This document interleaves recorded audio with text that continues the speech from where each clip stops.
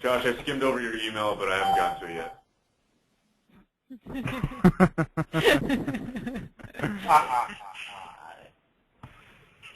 You guys are silly. I skipped to the bottom and then You just read the vowels? I just read the thing, Josh. I just read the Josh. You read it, it was from Josh. Like, the dunk box that goes. Okay. So, the goal is to have the models in a bombable state pretty much right after the schematic deliverable. And there's already a lot of projects beyond that point, but we want to get to the point where, you know, people are making some changes to it when they are getting ready for their state submittal, and they're making some changes after state comes back with any deviations. But it's not this overhaul process with a lot of rework that we've been doing up until now. We've been bombifying models after state, and it's slowed us down in some ways because people that are working really hard to meet their state submittal deadline can't have people working on it because, for example, changing phases inside the model breaks the links or breaks some views in some of the drawings.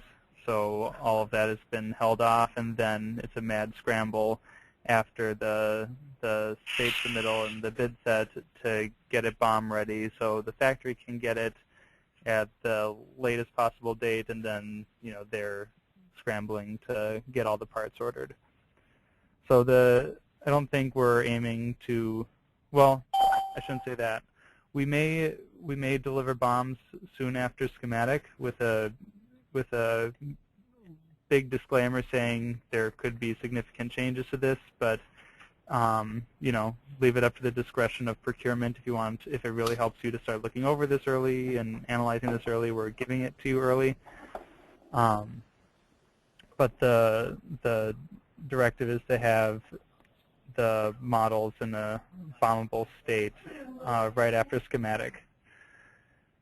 So there's a lot of people who have not yet run BOMCheck or BOM, and that's the main goal of this Friday deadline. We're not trying to get people to deliver a BOM that could go to procurement by Friday. We just want to make sure that everyone's able to use the tools, and those who can't can come to us to get help to get those tools set up. So I have a model open on my screen right now. This is Nicholas. We were just dealing with an issue with that today, some plywood floor not coming through. But for those of you who have the BOM tool set up, I just want to show, or who have installed the BOM tools, I just wanted to show all you need to do to run BOMCheck. So you go to Run BOMGen, then this dialog comes up, and this is all in the documentation. This is just a visual tutorial as a supplement to that. You uncheck Generate BOM, you check off BOMCheck only, and then do Run. And actually, well, if you output Revit data recently, you could uncheck this to save time. But if you haven't, let's just say you haven't, I'll leave it. Well, if you haven't recently, you should check it. Revit data that it's outputting? Sorry? What is that Revit data that it's outputting if you have that checked? The output Revit data, because the tools don't work directly with the model. They do a kind of a dump of the model into a CSV, and then it works with that. So if you've done that recently, like you've recently generated a BOM and you output the Revit data, and then you want want to run a BOM check separately and you haven't made any changes to the model in between, you can uncheck output Revit data just to save a minute or two. So for the first time that you run it, you should be outputting your Revit data, and if you've made any model changes, you should output your Revit data? Correct. Okay. Well, technically they're independent of each other, right? I mean, if you run BOMCheck, it's not using the output from Revit data. BOMCheck is a separate thing. So you... Oh, BOMCheck works directly with the model? Yeah, basically. Okay. Okay. So, All right. so BOMCheck for BOMCheck, doesn't you don't need output Revit data at all. Okay. So I guess let me backtrack. Revit data, outputting Revit data is only important when you're generating a BOM, and that's different from BOMCheck. And you only need to do it if you have made changes to the model. Now, you may be wondering why would you be running generated BOM more than once if you haven't made changes to the model. And an example of that is if, for example, Laura's updated the spec database and added a spec that you needed, then you can generate a BOM without kind of doing another model dump. Now, there's no harm in doing it again. This is just a, except for loss of a couple minutes. So if you're worried about remembering that, you could just leave this on. But it does get annoying when you want to generate a lot of BOMs in sequence to leave this on. So it's nice to be able to turn it off. But right now I'm just going to run BOMCheck. So I clicked on Run. This will take under a minute to run. Right now the model is just processing, and then a spreadsheet's going to pop up, and it takes about 15 seconds or less for it to put all the data in it and get it formatted. And by 15 seconds, I mean 20 seconds. Did we get the breather to go on mute, whoever that is? Everyone that's breathing. Everyone stop breathing. Either mute yourself or stop You read breathing. everyone's mind. So this is BOMCheck. There may be some people on this call who haven't seen this yet. BOMCheck isn't a BOM. This is not what gets delivered to the factory.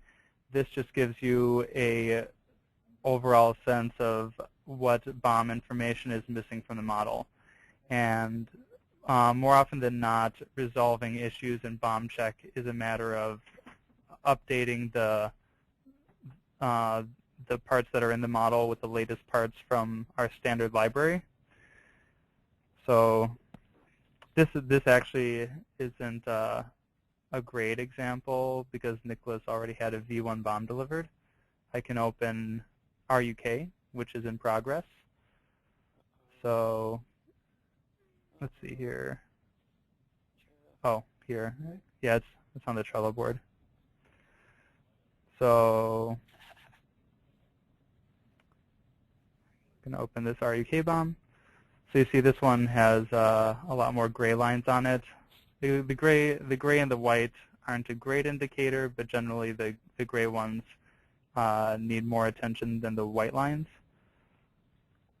But let's see if I can find well, Jeff's actually been doing a pretty good job on this.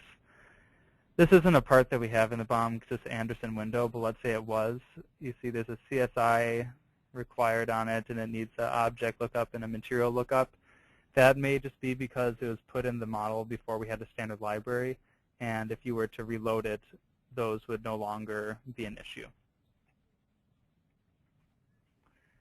But by Friday, all that I'm asking is that you take this output, and this when you run BOMCheck, it outputs to C BOMGen output. So here's that Nicholas BOMCheck that I just created, and to upload it to your project-specific Trello board. Now I'm working on a template for these Trello boards, so it's really clear what everyone's to-do items are. So some of you don't have this yet. I'm also waiting for Claire to give me a list of what designers are on what projects, so I can add you as members of the board. But this is what the template board is looking like so far. This is a lot of, we've done a lot of improvements since the previous Trello boards we've created. It just has a lot more checklists, so there are, so it's harder to forget to do certain things. For example, you need to add a blue CSI to system families in Revit because these aren't, when you pull in items from the library, they already have a CSI parameter on them, but these system families do not. So this just gives you a checklist. So I need to go and add them to the countertops, tile, siding, flooring.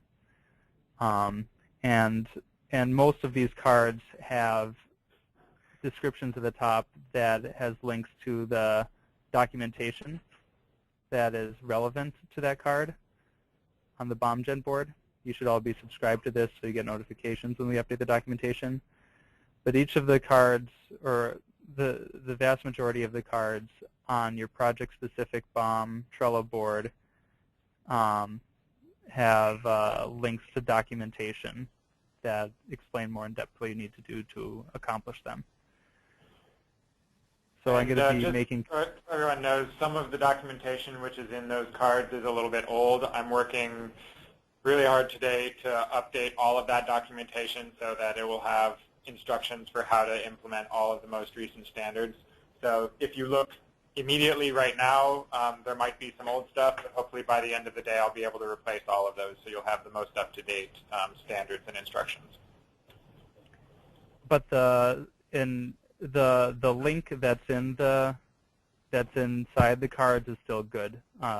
Luke is going to be uploading the new documentation to these same cards, and you'll see a notification when there's a new upload, and he'll also put a brief description in the comments as to what has changed, just as Jeremy's been doing with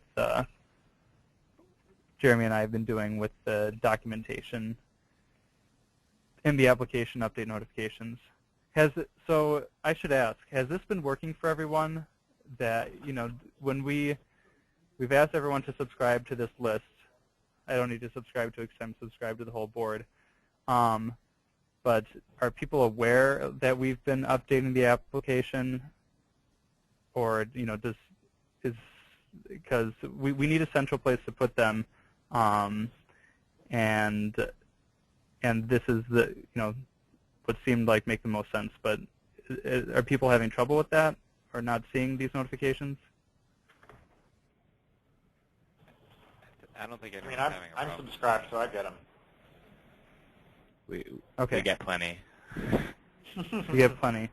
And yeah, and the more active you are on Trello, like the emails can, I know, build up and get buried in there. So if that starts to become an issue that people don't realize when there's changes or what the changes are, we may need to find something else. But if that's working for the most part for now, we're going to continue that.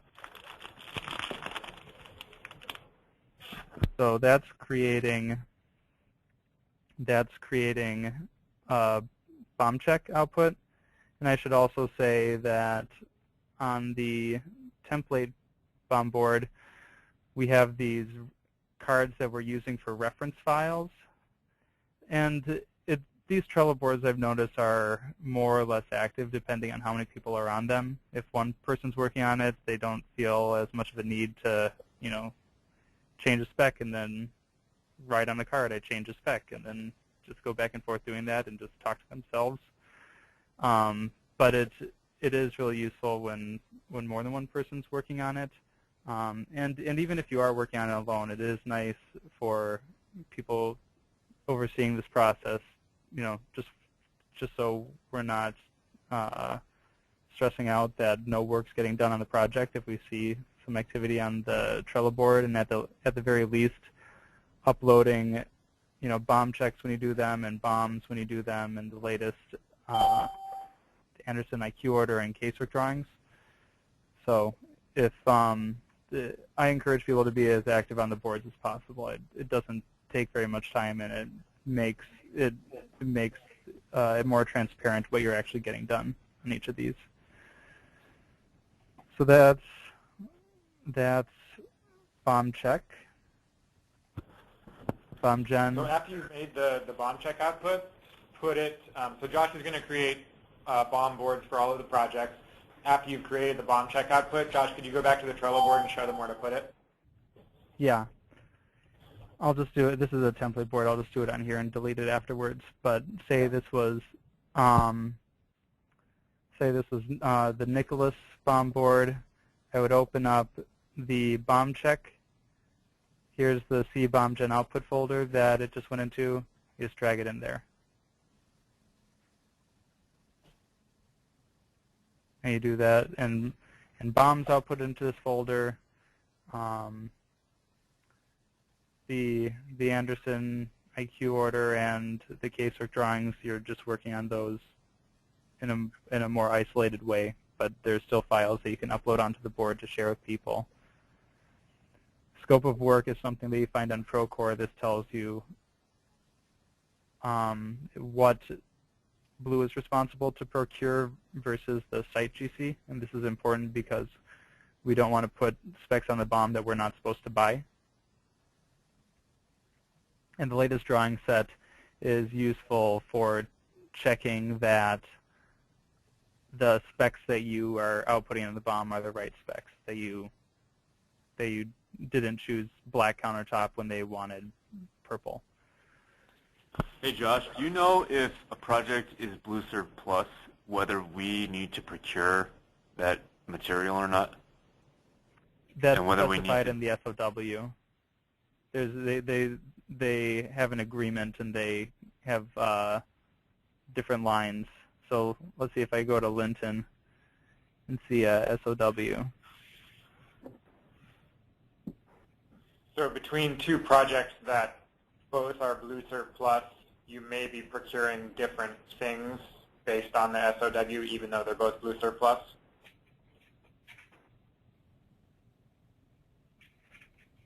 Say that again? So if you have two projects, both of which are BlueServe Plus, you may need to procure different items, and so you have to reference the scope of work to figure out which items those are. Correct. And it's pretty sure consistent. It seemed that it's been pretty consistent, but you should definitely always check the SOW on your project to look for anything that looks out of whack. And if you can't find that, get in contact with the project manager. Let's say there's something that we need to procure, it's not in the mod, and then there's another thing in the same project that's not in the mod but we don't procure. How do we make sure that the thing we do need to procure shows up in the BOM? So you place those two objects on different phases. We have a post-set blue and a post-set GC phase. Anything that we do need to procure goes on the post-set blue phase. Anything we don't need to procure goes on the post-set GC phase. Okay. And BOMGen filters out post-set GC. Yeah. But they won't show up in, like, drawings, necessarily. Like, if I have a door and a connector, and, you know, the connector is grayed out or whatever, and that door doesn't get a door tag in my drawings, but it shows up in the BOM, I guess the ideal situation is that the procurement doesn't even look at the drawings, right? They just buy whatever's in the BOM, right? But they're going to. And do we just say, hey, that's not in the BOM BOM? is supposed to be their primary document. They're allowed to check the drawings, to check things, and if there's a discrepancy, they're supposed to ask us. And also for the doors, like in your window and door schedule, you should have your mod ones in your site. Usually there's a separate. But is that on the same schedule? Like, do you put your site doors in your... I place them separately.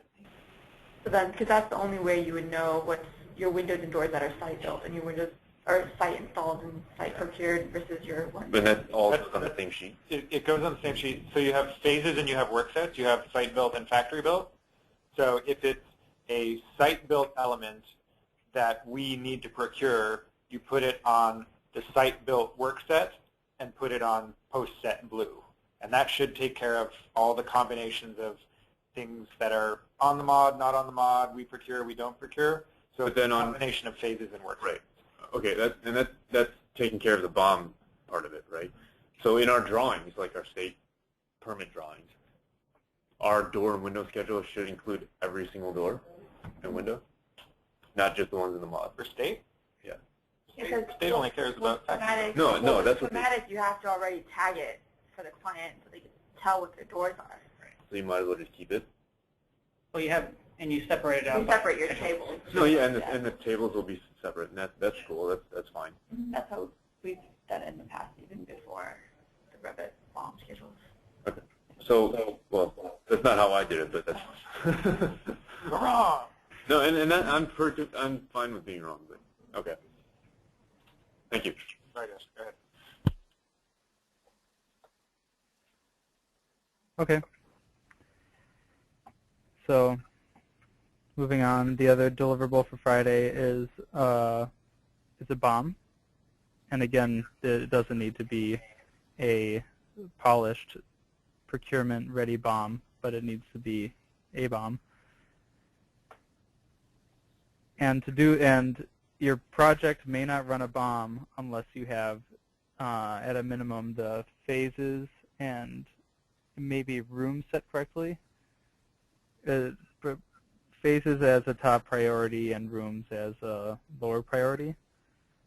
So that's one thing that you'll need to do to deliver a BOM by the end of the day tomorrow, is set phases in your project. And to output a BOM, if this is the first, if you've made any changes to the model since running a BOM, make sure output Revit data is checked. It's checked by default, and check generate BOM. You click on run. It will take about, I don't know, I think less than a minute to do the dump of all the data into a CSV, and then it starts processing a BOM, and that takes a couple minutes. And then there's documentation for how to run the BOM and how to resolve missing specs. And now we have checklists on the Trello boards to make sure you have all the specs in the BOM. Let's see here. So here's the card that has all the documentation for running the BOM.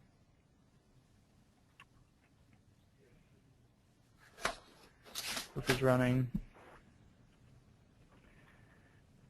We've renamed the sheets recently. You should still be able to recognize them. We just made the names a little more clear and shorter.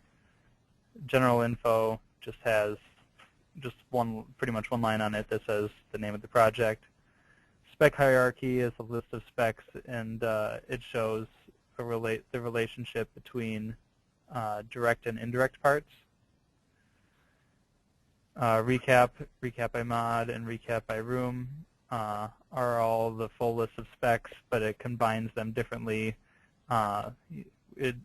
Depending on the sheet, it either collapses it as a whole, it collapses them by similar specs as long as they're in the same module, and by room only collapses specs if they're in the same room. The door and window schedule show just the doors or just the lighting specs, which are also on the recapitulation pages, but it has some extra columns in it for attributes specific to those type of specs.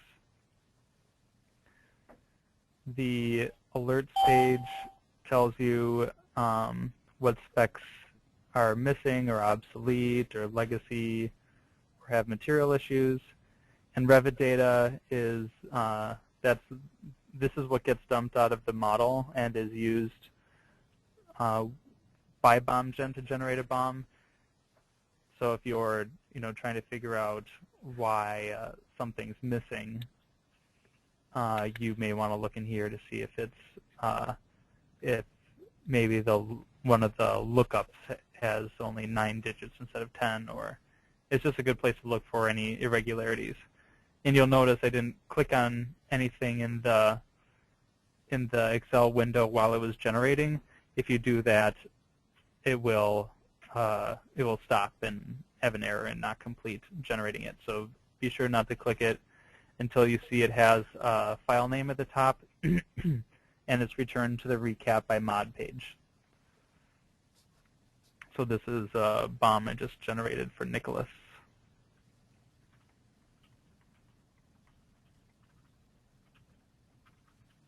And you can read the documentation for what, legacy, material issue, and missing mean.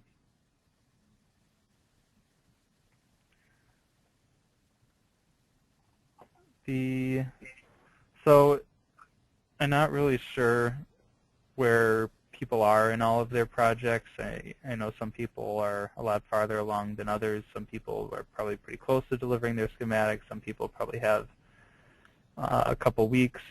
I think, and I said in the email that to send a BOMCheck, and for this one it should be a cleaned up BOMCheck and a cleaned up BOM after, pretty much right after the schematic delivery. And I think anyone who has their schematic drawings due in a week or more should have to do that. For those of you who have it sooner than that, you could have some extra time.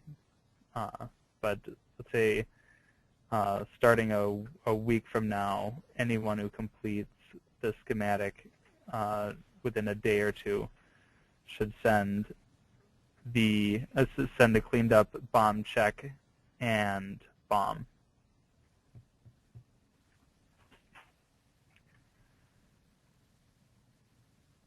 And this is just another reminder.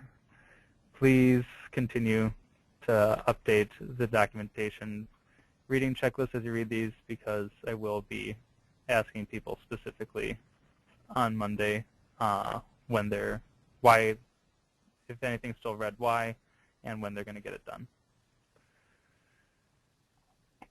And you'll have to write out a BOM by hand.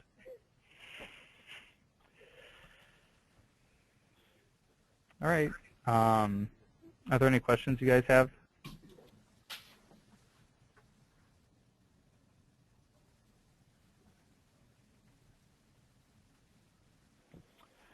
Great. This is Andrew Bobley in Ann Arbor. Yep. Sorry.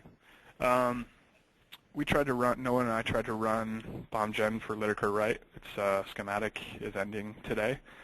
And we're getting an error, basically an unhandled exception thing. I'm sending you an email right now, but I don't know if that's a common thing that you know how to fix or something you need to look at into more so. But have you been able to run BOMCheck? No, same error comes up.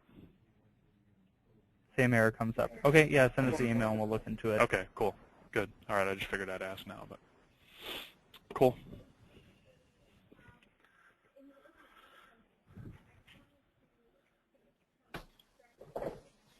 Another thing they've noticed with a few people, as long as they have a bunch of people on the phone, is with Dropbox. Make sure that by default, your Dropbox folder goes into C, users, and then your username /Dropbox. But the way we've set it up, the way we copy files from that folder to the other folders that BOMGen and your Revit plugins actually run out of, it needs to be in C Dropbox. And this is all in the documentation, but be sure that you have it in the right place, or else you may have trouble updating your application. Hey Josh, in the new update that you or Jeremy posted today, it said that we don't actually have to click on that batch file anymore to update. It just automatically updates whenever we open Revit. That's correct? Correct. The one thing to keep in mind, though, so that's a really it's a useful feature, but keep in mind that if there's an update while you're using Revit, you need to close and open Revit. So if it's working correctly, yes, you do not need to use that batch file anymore. But if we do an update in the middle of the day and you have Revit open, it will not update until you close and open Revit. Dropbox open. Otherwise, you won't get it. Like it won't sync. Yeah, I think you need to do it.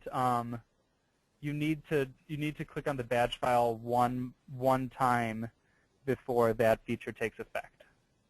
Yeah, that's correct, because otherwise you won't be able to get the version that actually has this change in it. So everybody will have everybody to run needs to do the batch file once, and then it'll be auto? That's basically correct, yeah. I mean, the only reason why you might want to still use run the batch file manually is, let's say your Revit is open, and for whatever reason you do not want to close it out and open it up again, but let's say Laura updates the spec database files, and you want to run a BOM without closing out Revit, you can still run the batch file, update those data files, and then that will take effect. So and one more example I thought of. It won't update your plugin, your Revit plugin. Well, it will update your plugin, but Revit doesn't recognize the plugin until it launches again. So Revit does not see anything that's been updated in the plugins while it's running. It actually just reads those files upon launch. So that's why we're now updating it at launch as well. Right. Okay. The other reason you might... go ahead, sorry. I was just going to say, is there a way to tell if we have the latest stuff? I mean, when you run BOMGen, is there a version number or something that we can check? Or yeah, I mean, I do change the version numbers, major and minor. I mean, the other thing you can do is just, open the Dropbox folder, take a look at the date, and the modification date and time, and then look at your, local copy of it and see if those match. But does it display the version number in that BOMGen window when you run the plugin? At the top, yeah, it does. Okay, I thought it did. I don't remember. Oh, okay. So maybe, Jeremy, when you do the notifications, you could say just update it to version 3.1.3, and then people can match that. Yeah, I will admit I've been doing that about 50% of the time. So I will try to be more diligent about specifying the version number of the update when it's done. So well, looks like less than 50%. That's okay. That's right. So yeah, that's a good point, Kevin. And the one other time I noticed that you probably would want to use a batch file. The only person that's done this so far is Carolyn, is run a BOM compare. Or maybe Sarah did it also. But that doesn't need to run within Revit. You do need to output a Revit data within Revit, but when you actually run BOM compare, it's outside of Revit. So if in between you outputting the Revit data and running the compare, you want to update the spec database, then you would want to click on that batch file. So we've show us how to run a BOM compare outside of Revit. Yeah. Is it even released to everyone yet?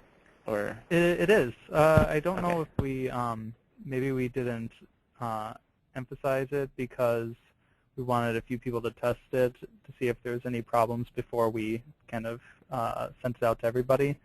And we also want it's also more of a delicate process, and we'd like to check the comparisons before they're sent to the factory. But I can definitely show that.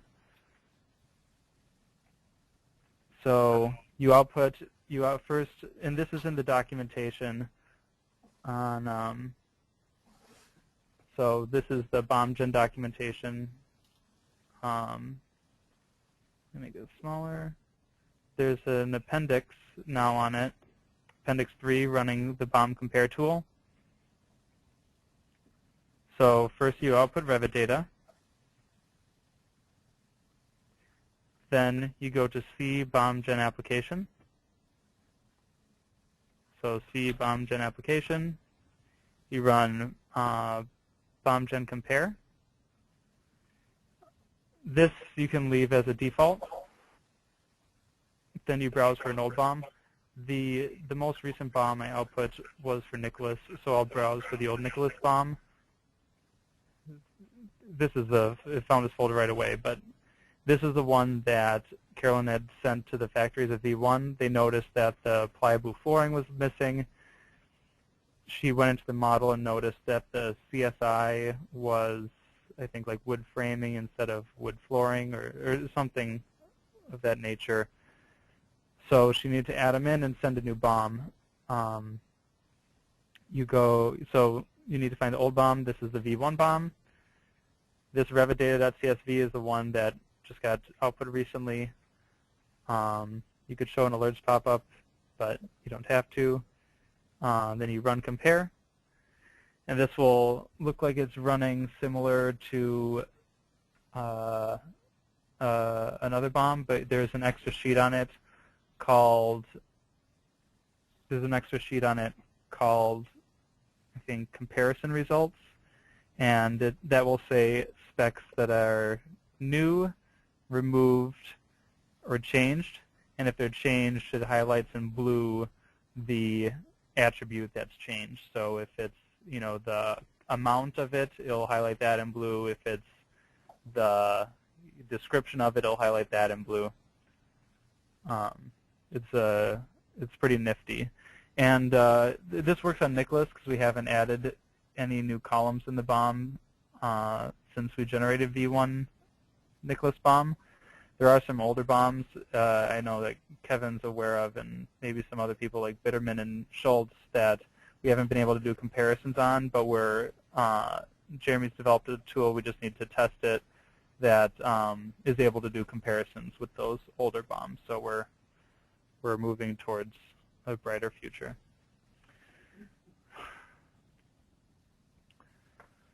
So this is the later stages of generating. I think the last thing it needs to do is the comparison page. It still says book one.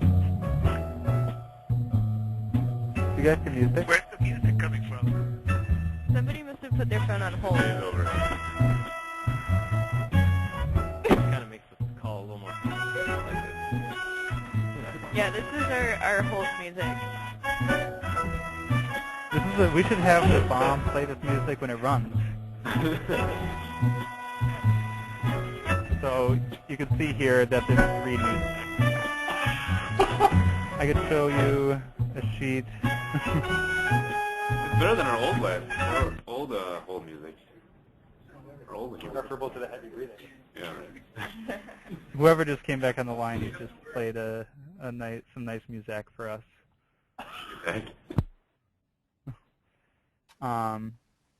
So this is what that comparison page looks like. It's pretty simple. It just has the pliable added in those 3 different mods.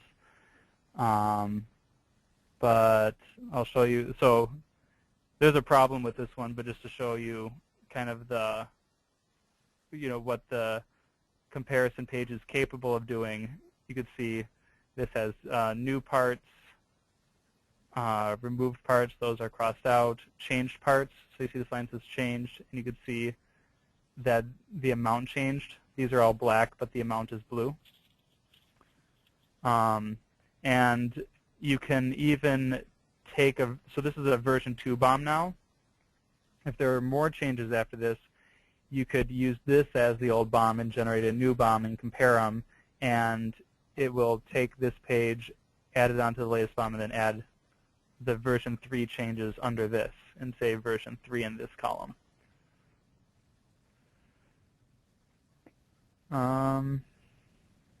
Yeah, so that's the comparison tool.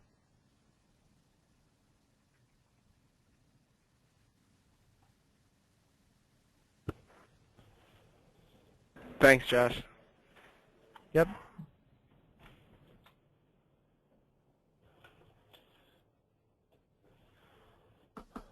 All right.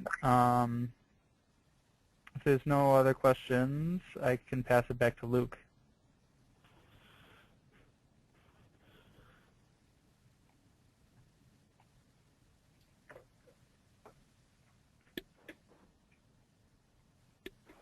Okay. I don't think we need to really go over anything else. I mean, I always have stuff to show you guys, but that was I wanted to give Josh the whole hour today, just because this is really important, and we're trying to get a sense of all of our projects and where they are in terms of BOM and how much effort it's going to take to get them BOM ready. And like he was saying, especially for the ones that are past schematic and into the permitting phases. So if you're in state and local permitting, we really need to know how much BOM work all of those projects are going to take, as well as getting everybody familiar with the tools and, you know, for everybody in schematic, getting comfortable running BOMs earlier. Trello card to pull BOM.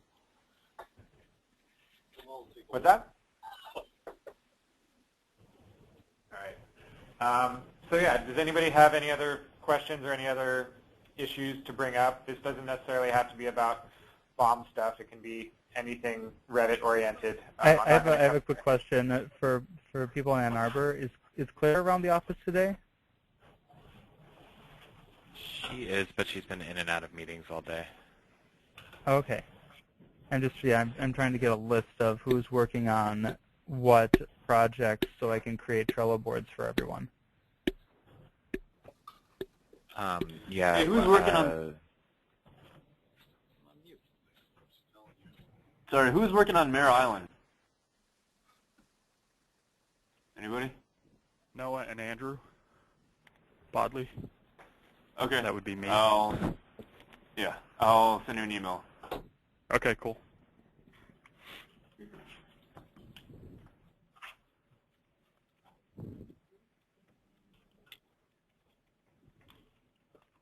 All right. Does anyone have anything to bring up while we have everyone on the line? If you have other questions that you don't want to bring up right now or issues, you can always email me. But nobody has anything else. I think we'll just call the meeting for today.